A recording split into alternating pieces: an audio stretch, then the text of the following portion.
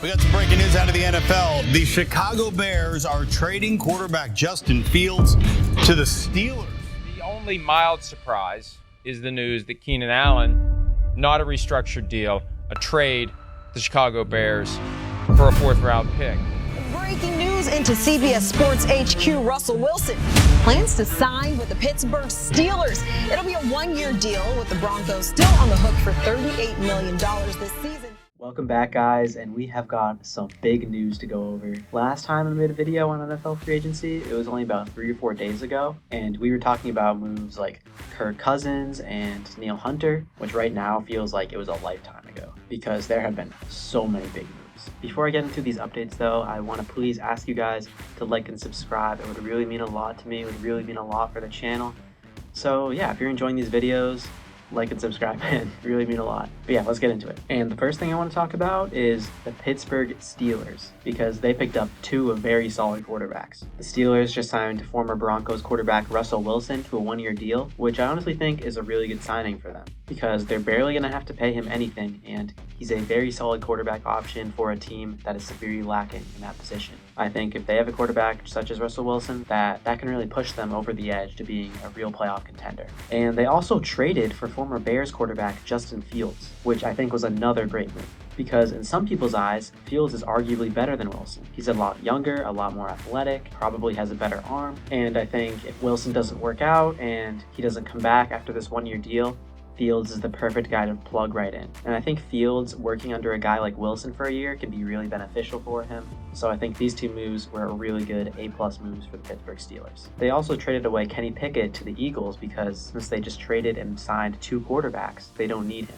And I think it was good that they got rid of Pickett because they'd given him enough time, and I think he's proven that he's not going to be a good enough starter in the NFL. I think he can be a very solid backup for somebody, but he's never going to be a quarterback that can lead a team to the playoffs. The next big move I want to talk about is the Bears trading for Keenan Allen. The Chargers had approached Allen about taking a pay cut, which he declined, which I think ultimately led to him getting traded. The Bears were still able to pick up a 4th-round pick, which I honestly think is pretty solid value for a guy that's that old and is on that big of a contract. So I think for both teams, this was a solid move because on the Bears end, it puts whoever their future quarterback is going to be in a great position with receivers such as DJ Moore and Keenan Allen, who are 2 pretty much number 1 receivers. And on the other hand, the Chargers still got a 4th-round pick out of Keenan Allen, which is pretty solid. However, I do kind of feel bad for Justin Herbert in this situation because he's got no real receivers to throw to with Mike Williams gone and Keenan Allen gone. It's also going to be interesting to see what the Chargers do in the draft because they have a very high pick, and I think they could either trade it to trade down, or they could pick a receiver such as Malik Neighbors, Marvin Harrison, or Romeo Dunsey in that spot, which would be a huge upgrade at receiver and a great target for Justin Herbert. In the trade down scenario, they could take a tackle to help protect Justin Herbert, or they could take Brock Bowers, a tight end out of Georgia who is a generational talent, who would be a great target for him.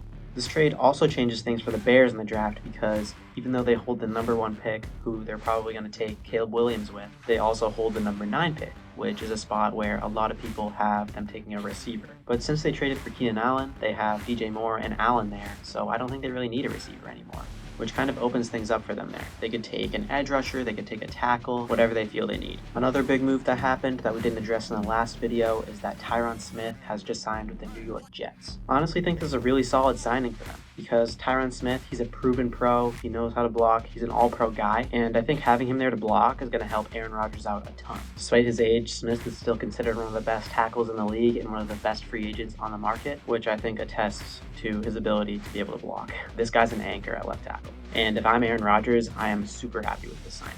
There was also another receiver on the move with Marquise Brown signing with the Kansas City Chiefs. And this should scare the NFL because I know Marquise Brown can get some hate, but he's honestly an above average receiver. He's super good. He's got a ton of speed, solid hands, pretty solid route running as well. And now he's got Patrick Mahomes, one of the best quarterbacks in the NFL, if not the best, throwing to him. I mean, Mahomes won the Super Bowl last year with Marquez Valdes-Scantling and Justin Watson catching passes. Like now he's got a legit wide receiver in Marquise Brown, which I think is going to be huge for him.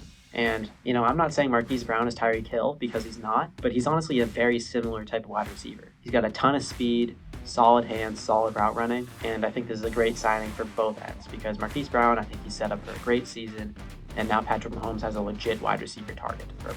There were also a lot of smaller moves, like the Broncos signing Cody Barton, the Steelers signed Van Jefferson to a one-year deal, the Rams signed Jimmy Garoppolo, the 49ers landed Devondre Campbell, and the Rams ended up signing Cameron Curl to a 2-year, $13 million deal. And the Jaguars also signed Eric Armstead, which I think is a huge upgrade to their defensive line. But yeah, those are all the updates I have for you guys, so if you enjoyed this video, please like and subscribe. I would really appreciate it. It would really mean a lot. If you guys like these moves or if you dislike them, please let me know down in the comments below. Let me know what other moves you think some teams should make. But yeah, that's all I got for you guys, so I'll see you guys in the next.